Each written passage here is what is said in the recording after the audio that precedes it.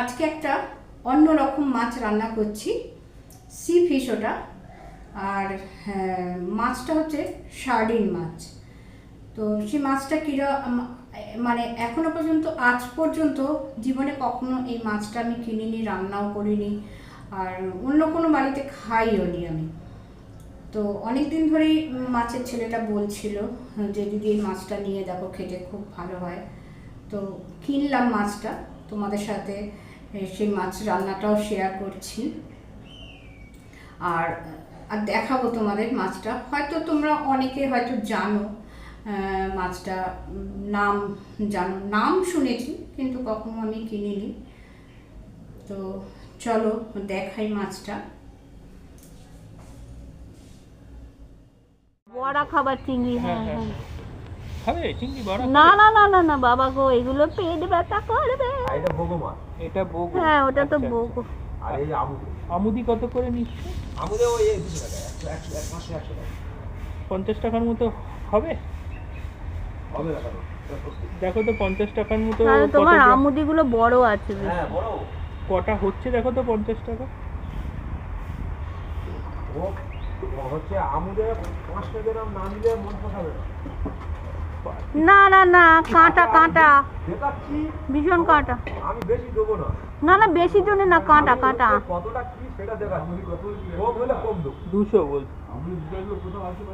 এইটা হচ্ছে 500। 500 তুমি আর একটু কমো না, 300 মতো দাও না। হ্যাঁ একটু আর কমে একটু দাও। কমে, এত খাই না আমরা, তাই বললাম অল্প করে খাবো। 300 মতো দাও। হ্যাঁ হ্যাঁ অল্প দাও। 300 মানে তোমার 60 টাকা হলো। হ্যাঁ হ্যাঁ একদম অল্প দাও, আমুদিটা খাই না। হ্যাঁ ঠিক আছে ঠিক আছে, এটাই দিই।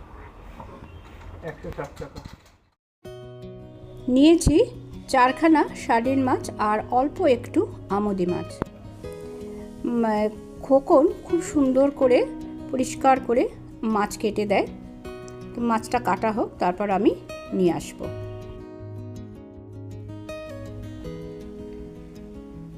এই মাছটা রান্নার জন্য আমি নিয়েছি সর্ষে, পোস্ত আর কালো জিরে। কালো জিরেটা ফোড়নের জন্য। আর এখানে আছে ধনে পাতা। ধনে পাতাটা আমি কেটে এরকম টিস্যু পেপারে করে রেখে দিই রান্নার সুবিধার জন্য।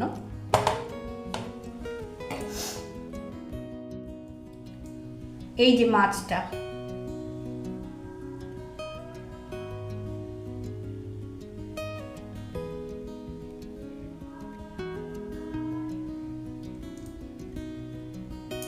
এই যে মাছটা দেখো, মাছের ঠিক লেজের আগে এই রকম, এটা ঠিক কাঁটা নয় কিন্তু একটু উঁচু উঁচু মতন বোধহয় পাখনা থাকে এখানে। এই যে এটা কিছু হাতে লাগছে না, এটা পাখনার মতোই থাকে। এই যে আমি এবার লবণ হলুদ মাখাবো।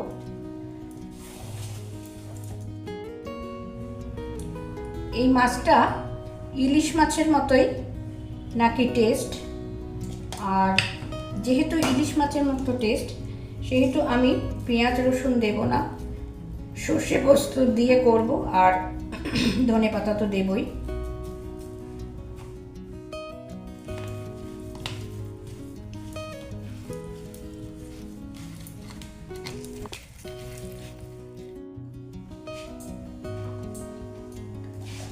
কড়া বসিয়ে দিয়েছি, সর্ষের তেল দিয়ে দেব। প্রতিদিন যারা আমার রান্নার রেসিপিগুলো দেখতে আসছো, যারা মাঝে মাঝে আসছো, যারা একদমই আসছো না, আর যারা আজ প্রথম আমার রান্না দেখতে আসলে, তোমাদের সবাইকে জানাই আমার আন্তরিক শুভেচ্ছা।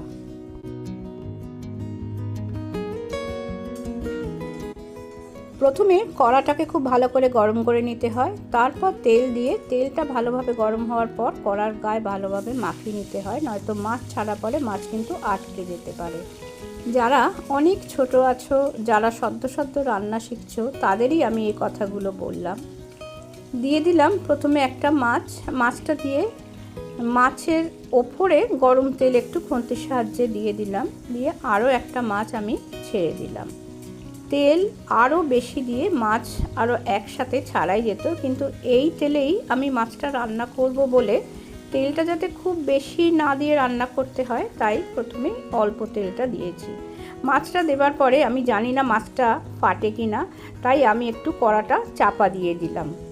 প্রথমবার রান্না করছি তো এই মাছটা, তাই প্রথমবারে বুঝে যাব মাছটা ফাটে কি না ফাটে। তো আমার মনে হলো মাছটা খুব একটা ফাটে না।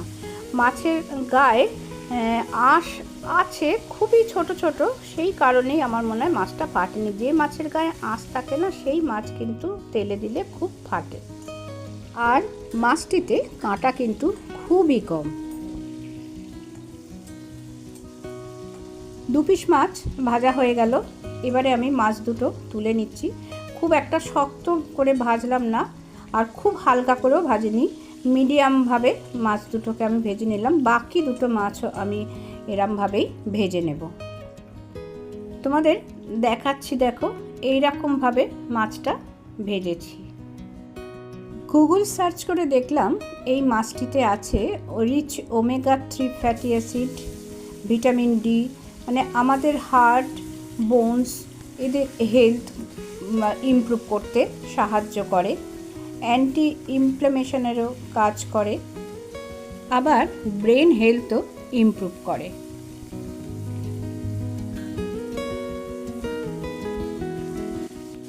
তোমরা কেউ এই মাছটি খাও কি জানি না, আমি আগে কখনো খেতাম না।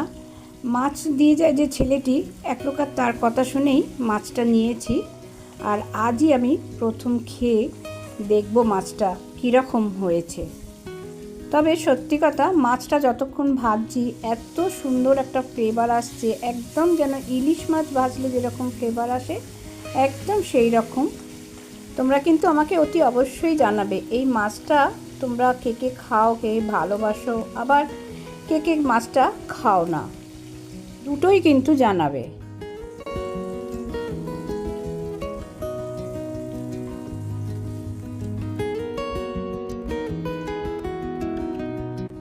মাছ ভেজে তুলে নিয়ে সেই তেলে দিয়ে দিলাম একটা গোটা লঙ্কা আধখানা করে। শুকনো লঙ্কা খুব সুন্দর একটা অ্যারোমা আছে, সেটা বার হলে আমি তারপরে দিয়ে দিলাম একটা কাঁচা লঙ্কা আর কালো জিরে।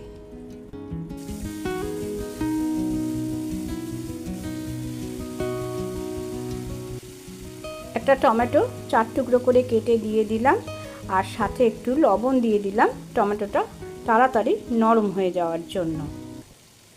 যারা নতুন রান্না শিখছো তারা দেখো, টমেটোর উপরে লবণ দিয়ে দেবার পরে টমেটোগুলোকে খুন্তির সাহায্যে এরকমভাবে একটু ভেঙে ভেঙে দিতে হয়, তাহলে কিন্তু আরও তাড়াতাড়ি টমেটোটা পেস্টের মতো হয়ে যায়।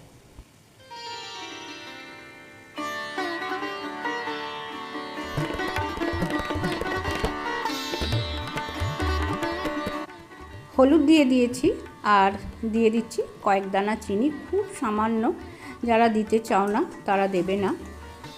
দিয়ে ভালোভাবে আমি মিশিয়ে নিচ্ছি, টমেটোগুলোকে আরও ভালো করে আমি পেস্ট করে নিচ্ছি। এবারে দেখো, আমি যে সর্ষে পোস্ত দেখিয়েছিলাম সেটা আমি বেটে রেখেছি, বাটিতে বেটে আর ভিজিয়ে রেখেছি, দিয়ে দিলাম সেই সর্ষে পোস্ত আর কাঁচা লঙ্কা বাটাটা। এখনই একটু সামান্য ধনে পাতাও দিয়ে দিলাম, দিয়ে ভালোভাবে আমি এই মশলাটা আমি তৈরি করে নিচ্ছি। যেহেতু সর্ষে দেয়া আছে তাই কিন্তু খুব বেশি কষানো যাবে না, তাহলে বেশি কষাতে গেলে সর্ষে দিয়ে রান্না কিন্তু তেতো হয়ে যায়। তাই আমি ইতিমধ্যে 2 চামচ গরম জল দিয়ে দিয়েছি, এবং এটা ফুটে যাওয়ার পরে একটা খুব সুন্দর অ্যারোমা বেরোলে আমি আরও একটু গরম জল দিয়ে দেব, দিয়ে তারপর আমি মাছগুলোকে দিয়ে ভালোভাবে ফুটতে দেব।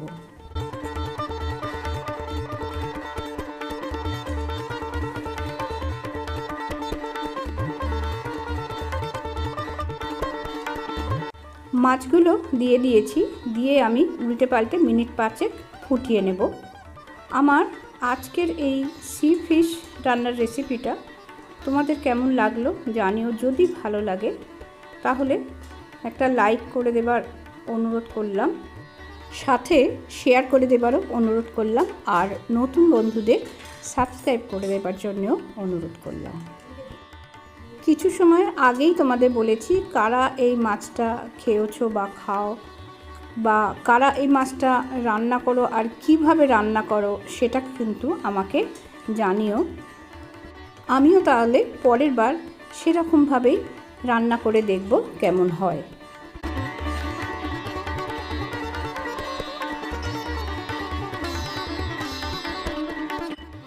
রান্না প্রায় শেষের দিকে, ধনেপাতাটা দিয়ে দিয়েছি আর বাটি ধোয়া সামান্য একটুখানি জল দিয়ে দিলাম।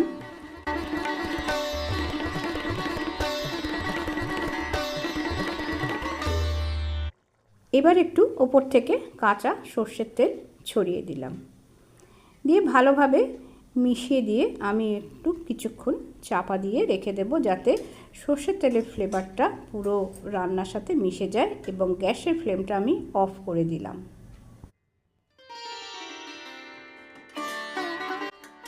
তাহলে চলো মিনিট খানেক এভাবে রেখে আমি এবার একটা পাত্রে মাছটাকে ঢেলে নেব পরিবেশনের জন্য।